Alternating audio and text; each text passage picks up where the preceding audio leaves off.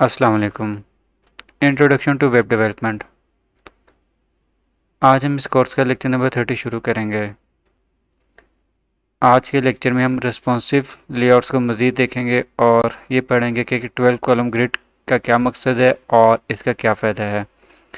तो सबसे पहले हम 12 कॉलम ग्रिड को समझते हैं। 12 कॉलम ग्रिड सिस्टम के अंदर हम एक पेज को मैक्सिमम 12 पार्ट्स के अंदर डिवाइड कर सकते हैं। यानी कि अगर आप फर्स्ट रो देखें तो ये जो नंबर ऑफ़ वंस लिखे आ रहे हैं, अगर आप इसको काउंट करेंगे तो number of ones equal to 12 होंगे। इसका मतलब ये कि जो आपके पास एक पेज होता है, आप मैक्सिमम उसको 12 इक्वल हिस्सों के अंदर डिवाइड कर सकते हैं। ठीक है, ये मैक्सिमम नंबर ऑफ़ पार्ट्स हैं जो कि एक पेज के आप कर सकते हैं। आप इससे कम में भी कर सकते हैं, जैसे कि आप नेक्स्ट लाइन में देखें, यहाँ पे हमने टोटल नंबर ऑफ़ पार्ट्स कितने बनाए हैं, 6 बनाए हैं और इसके लिए हमने कम्बिनेशन यूज़ किया 2 का। ठीक है, ये बात याद रखनी है कि आप जितने भी हिस्सों में डिवाइड कर रहे हैं उनको अगर आप सम करें तो उसका सम 12 के इक्वल आना चाहिए। जैसे कि यहाँ पे देखें तो 2 + 4 2 4 6 देन 8 देन 10 देन 12। इससे नीचे वाली लाइन में देखें तो आप यहाँ पर इसी पेज को 4 इक्वल पार्ट्स के अंदर डिवाइड कर रहे हैं और उसका अगर कम्बिनेशन देखें तो 3 3 3 एंड 3, और अगर आप इसको सम करें तो 12 बनता है। इससे नीचे वाली लाइन में आए तो आप एक पेज को 3 हिस्सों में डिवाइड कर रहे हैं और उसके लिए आपने 4 का कम्बिनेशन यूज़ किया है, और उससे अगर आप नीचे आते हैं तो फिर इसी पेज को आप 2 इक्वल पार्ट्स के अंदर डिवाइड कर रहे हैं और इसके लिए आपने 6 चीज़ का कम्बिनेशन यूज़ किया है। यहाँ पे आए तो आप देखें, आप 4 8 की रेशो से पेज को डिवाइड किया है। आप 3 9 की रेशो से भी कर सकते हैं, आप 10 2 की रेशो से भी कर सकते हैं, और लास्ट रो देखें तो आप यहाँ पे देखें हमने 12 यूज़ किया। तो इसका मतलब ये है कि जो लास्ट रो है यहाँ पे आपके पास सारे का सारा जो पेज है वो एक ही सिर्फ हिस्से पे मुश्तमिल है। तो बेसिकली इस तरह से 12 कॉलम ग्रिड सिस्टम के अंदर हम मैक्सिमम एक पेज के 12 हिस्से बनाते हैं और मिनिमम एक हिस्सा हो सकता है। लास्ट स्लाइड में ये देखा कि हम एक पेज को मैक्सिमम 12 इक्वल पार्ट्स के अंदर डिवाइड कर सकते हैं। अब क्वेश्चन ये है कि जो एक पार्ट होगा कितनी स्पेस लेगा। तो उसके कैलकुलेशन के लिए हम ये कर सकते हैं कि आपके पास टोटल 100% है, 100% को आप 12 पर डिवाइड कर लें तो एक पार्ट की स्पेस की आपके पास कैलकुलेशन आ जाएगी, वो बनेगी 8.33%। ठीक है, तो बेसिकली 8.33% जो है वो फर्स्ट पार्ट आपका ऑक्यूपाई कर रहा होगा अगर आप मैक्सिमम 12 पार्ट्स के अंदर डिवाइड कर रहे हैं। तो यहाँ पे मैंने अप्रोक्सीमेटली 8 लिखा है, 8.33 नहीं लिखा। तो आप यहाँ पे देखें तो फर्स्ट रो में आपके पास अप्रोक्सीमेटली 8% हर सेल स्पेस ऑक्यूपाई कर रहा होगा। ठीक है, तो बेसिकली हम इसको कॉलम कहते हैं, तो दैट्स वाई यहाँ पे मैंने कॉलम लिखा है। इसी तरह से आप बाकी कॉलम्स के लिए भी स्पेस को कैलकुलेट कर सकते हैं। अगर आप एक पेज को 6 इक्वल पार्ट्स के अंदर डिवाइड कर रहे हैं, जैसे कि सेकंड रो में है, तो आपके पास टोटल स्पेस कितनी बनेगी, अप्रोक्सीमेटली 17%। ठीक है, फर्स्ट सेल 17% लेगा, सेकंड भी 17%, थर्ड भी, फोर्थ भी, फिफ्थ भी एंड सिक्स्थ भी। ठीक है, अगर आप पेज को 4 इक्वल पार्ट्स में डिवाइड करना चाहते हैं तो हर पार्ट बेसिकली 25% स्पेस ऑक्यूपाई कर रहा होगा। सिमिलरली अगर आप पेज को 3 इक्वल पार्ट्स में डिवाइड करेंगे तो अप्रोक्सीमेटली 33% स्पेस हर कॉलम या हर पार्ट ऑक्यूपाई करेगा। इसी तरह से अगर आप एक पेज के लिए कॉलम 5 यूज़ करते हैं तो कॉलम 5 बेसिकली का मतलब ये कि 41.66% स्पेस ऑक्यूपाई होगी। कॉलम 6 के केस के अंदर 50% स्पेस ऑक्यूपाई होगी। कॉलम 7 के अंदर 58.33%, कॉलम 8 के अंदर 66.66% और सो ऑन। और जो लास्ट कॉलम होगा इसका मतलब ये है कि इसमें आप एक कॉलम को, एक सेल को 100% स्पेस दे रहे हैं।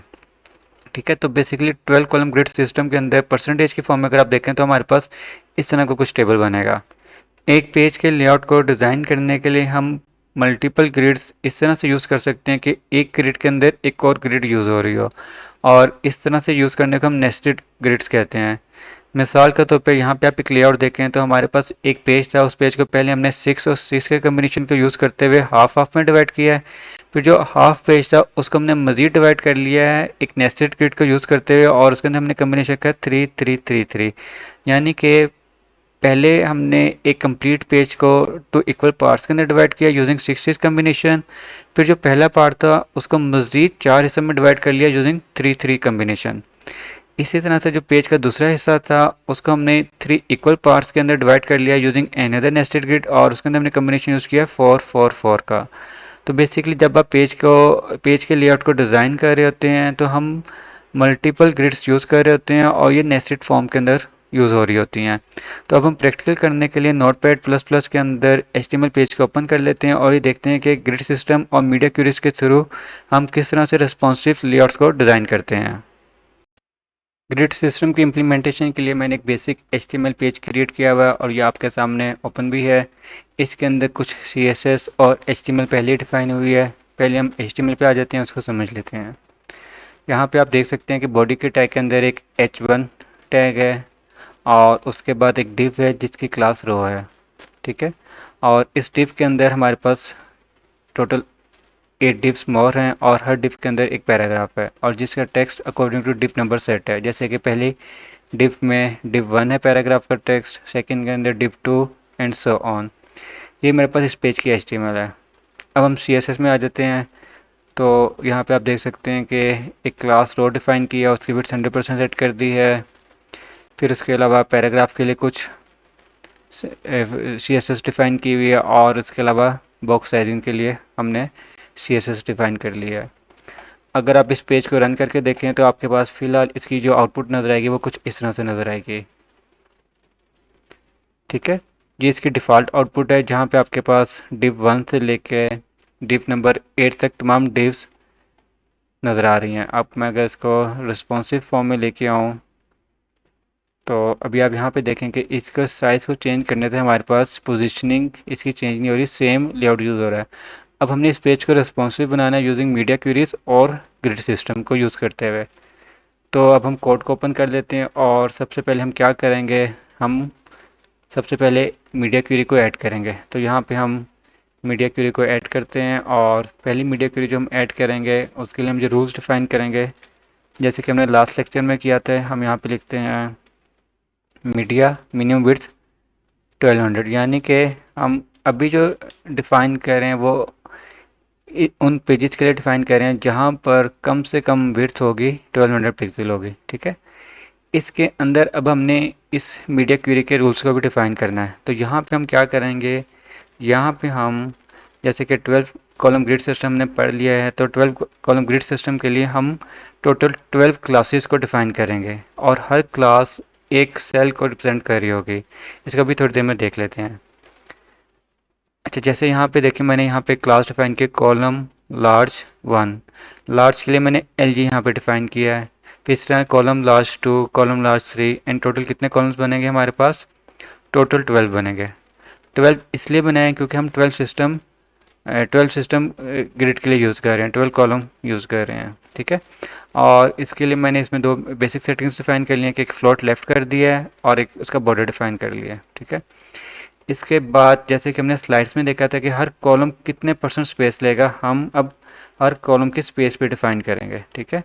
और हर कॉलम चूँकि अलग अलग स्पेस लेगा तो उसके लिए फिर मैं इन्हीं क्लासेस को एक दफ़ा दोबारा से इस मीडिया क्वेरी के अंदर डिफाइन करूँगा और यहाँ पे मैं लिखता हूँ, ठीक है। ये देखें, अब मैं शुरू से स्टार्ट होता हूँ। जैसे कि हमने स्लाइड्स में देखा था कि अगर हम इक्वल 12 इक्वल हिस्सों में डिवाइड करेंगे तो हर कॉलम जो टोटल स्पेस लेगा वो 8.33% लेगा, ठीक है। अगर मैं 6 इक्वल पार्ट्स में डिवाइड करना चाहता हूँ तो हमारे पास 16.66 स्पेस आ जाएगी। अगर मैं 4 इक्वल पार्ट्स में डिवाइड करना चाहता हूँ तो 25% हर कॉलम स्पेस लेगा। इसी तरह से बाकी कॉलम्स के लिए भी हमने परसेंटेज डिफाइन कर लिया। और लास्ट में देखें, अगर मैं कॉलम लार्ज 12 को यूज़ करूँगा इसका मतलब टोटल स्पेस 100% इसको लेनी चाहिए, ठीक है। तो बेसिकली हमने डिफरेंट क्लासेस 1 to 12 से लेके क्लासेस डिफाइन कर लिए हैं और उसकी स्पेस भी डिफाइन कर लिया कि हर क्लास के अगेंस्ट कितनी स्पेस ऑक्यूपाई होनी चाहिए जब हम इन क्लासेस को यूज़ करेंगे। और मैंने ये 1 to 12 इसलिए डिफाइन किया क्योंकि मैं 12 कॉलम ग्रिड सिस्टम यूज़ कर रहा हूँ यहाँ पर, ठीक है। अब ये मैंने इस मीडिया क्वेरी के अंदर क्लासेस डिफाइन कर लिए। अब हम आ जाते हैं HTML के ऊपर, ठीक है। HTML हम क्या करेंगे, अब क्वेश्चन ये कि आपने एक रो के अंदर कितनी डिव्स को शो करना है, उस हिसाब से हम क्लास डिफाइन कर रहे होंगे, ठीक है। यानी कि अगर आप चाह रहे हैं कि एक रो के अंदर टोटल 4 डिव्स नजर हैं तो इसका मतलब मुझे फिर कौन सी क्लास यूज़ करनी है। अगर मैं चाह रहा हूँ कि एक रो के अंदर 4 डिव्स हैं तो इसका मतलब एक रो को मैंने 4 इक्वल पार्ट्स में डिवाइड करना है तो 25% इसका मतलब एक सेल पे जाएगा। तो मुझे फिर ये वाली क्लास यूज़ करनी है डिव के लिए, ठीक है। तो यहाँ पे आते हैं, यहाँ पे हम करते हैं यूज़ डिव क्लास यूज़ कर लेते हैं इसकी, ठीक है।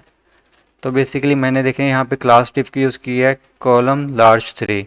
इसका मतलब ये कि ये डिव 25% स्पेस लेगी। फिर सेकंड डिव के लिए भी मैं यही क्लास फिलहाल यूज़ कर लेता हूँ, और बाकी डिव्स के लिए भी यही क्लास को हम यूज़ कर लेते हैं।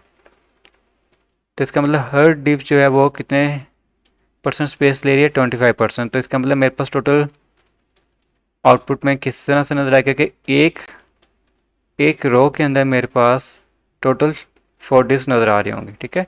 इसको सेव कर लेते हैं। सेव करने के बाद HTML पेज पे आते हैं और उसको दोबारा से रिफ़्रेश करते हैं, ठीक है। यहाँ पे रिफ़्रेश करें तो देखें आपके पास लेआउट चेंज हो गया है, और आपके पास div 1 थी 25% थी, ये div 2 भी 25% है, 3 भी 25% है, और 4 भी 25% है, ठीक है। अगर मैं इसको रिसर्च करता हूँ, अभी रेजोल्यूशन कितनी आ रही है मेरे पास, 200 थी, 1700 की रेंज में आ गया हूँ। देखें मैं इसको 1200 तक लेके जाता हूँ, ठीक है।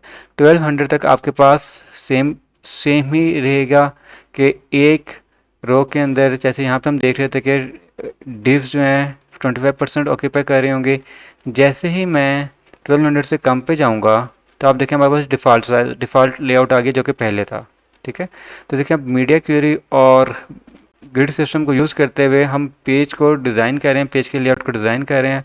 और यहाँ पे अभी हमारे पास एक रो के अंदर 4 पैराग्राफ्स नज़र आ रहे हैं, क्योंकि मैंने जो क्लास यूज़ की थी कॉलम लार्ज 3 की यूज़ की थी, और जिसके मुताबिक एक जो है एक डिव है वो 25% स्पेस ऑक्यूपाई कर रहा था। अब हम एक और काम करते हैं। अब हम नेक्स्ट रूल डिफ़ाइन करते हैं, और जो नेक्स्ट रूल डिफ़ाइन करेंगे वो हम डिफ़ाइन करेंगे सेकंड रेंज के लिए। जैसे कि हमने लास्ट लेक्चर में देखा था, हम एक और मीडिया क्वेरी डिफ़ाइन करेंगे, ठीक है। और यहाँ पे हम मीडिया क्वेरी को डिफ़ाइन कर लेते हैं, और इसके अंदर हम रेंज बता देते हैं कि मिनिमम विड्थ 992 पिक्सल होनी चाहिए और मैक्सिमम होनी चाहिए 1199 पिक्सल, ठीक है। अब इसके अंदर भी हम क्लासेस डिफ़ाइन करेंगे, और सेम ही क्लासेस डिफ़ाइन करेंगे बट डिफरेंट नेम के साथ। वो भी हम थोड़ी देर में देख लेते हैं, और उसका फ़ायदा भी समझ लेते हैं कि उसका क्या फ़ायदा होगा, ठीक है। तो पहले तो हम ये काम करते हैं कि यहाँ पर मैं उसी तरह से क्लासेस डिफ़ाइन करता हूँ, ठीक है। अच्छा यहाँ पे देखें, अब मैं यहाँ पे MD लिख रहा हूँ। MD स्टैंड्स फॉर मीडियम, यानी कि ये क्लासेस किसके लिए, मीडियम, वो डिवाइसेस जिसकी रेजोल्यूशन मीडियम होगी। इसका मतलब वो उनकी रेजोल्यूशन 992 पिक्सल से लेके 1199 पिक्सल तक होगी, ठीक है। इसी तरह से मैंने टोटल 12 क्लासेस यहाँ पे डिफ़ाइन कर ली हैं, और फिर सिमिलरली मैं हर हर कॉलम के लिए भी, स्पेस के लिए भी मुझे क्लास डिफ़ाइन करनी है, वही मैं यहाँ पे डिफ़ाइन कर लेता हूँ। और वो भी बेसिकली टोटल 12 क्लासेस बनेंगी जैसे कि हमने ऊपर किया था, लेकिन क्लास का नाम अब हमारे पास डिफरेंट होगा।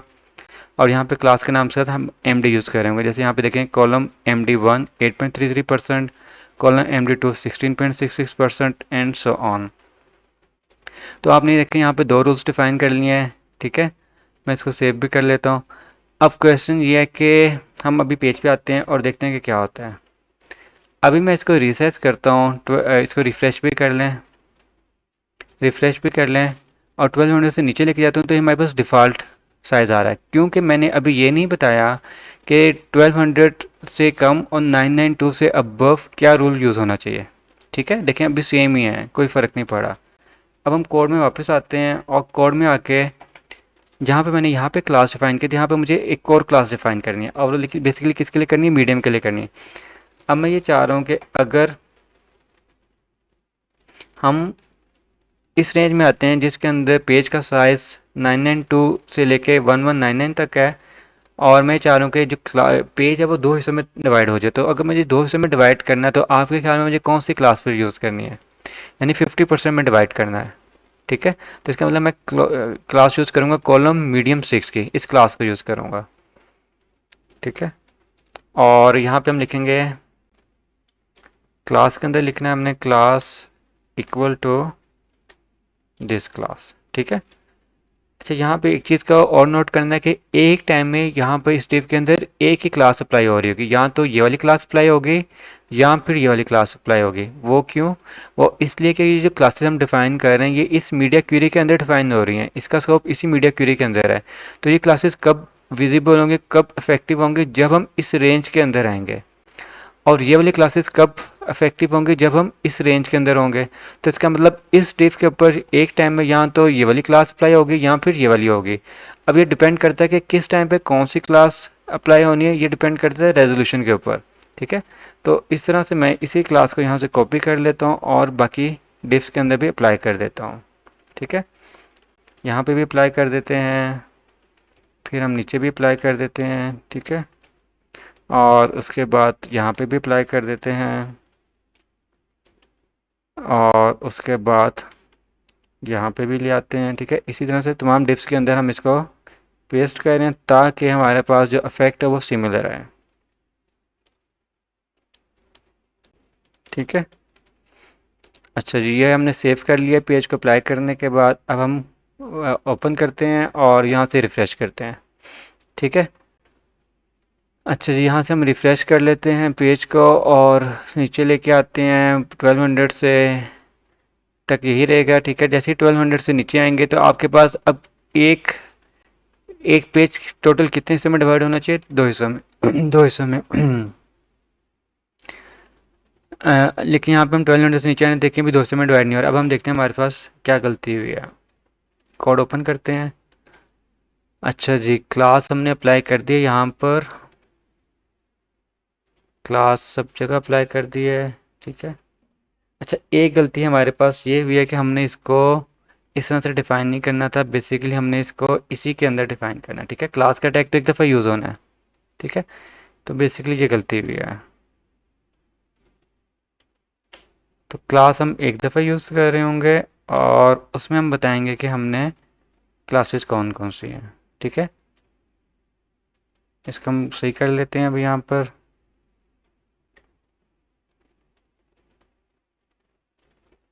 ठीक है, और अब सेव करते हैं। सेव करने के बाद अब हम दोबारा एग्जीक्यूट करते हैं और एक काम करते हैं कि ये जो हमारे पास कोड साइड से इसका भी रिमूव करना है। ठीक है, अब हमारे कोड करेक्ट हो गया है। अब हम दोबारा से पेज पे आते हैं और अब मैं इसको रिसर्च करता हूँ, यहाँ से रिफ़्रेश कर लेते हैं। ठीक है, अब 1200 से नीचे आते हैं। ठीक है, अब लेकिन जैसे ही हम 1200 से नीचे आए हैं तो पेज का लेआउट जो है वो चेंज हो गया है। ठीक है, 1200 से ऊपर आपके पास डिफरेंट लेआउट नज़र आ रहा है, 1200 से नीचे डिफरेंट लेआउट नज़र आ रहा है। और ये कब तक रहेगा, जब तक हम 992 से अबव रहेंगे, 992 पर रहेंगे। जैसे कि मैं अगर यहाँ पे 992 करूँ तो आपके पास सेम लेआउट है। अब अगर मैं 991 पे चले जाता हूँ तो मेरे पास लेआउट चेंज हो जाएगा। तो आज के लेक्चर में हमने सीखा कि मीडिया क्वेरीज और 12 कॉलम ग्रिड सिस्टम को यूज़ करते हुए हम किस तरह से पेजेस के लेआउट को डिज़ाइन करते हैं।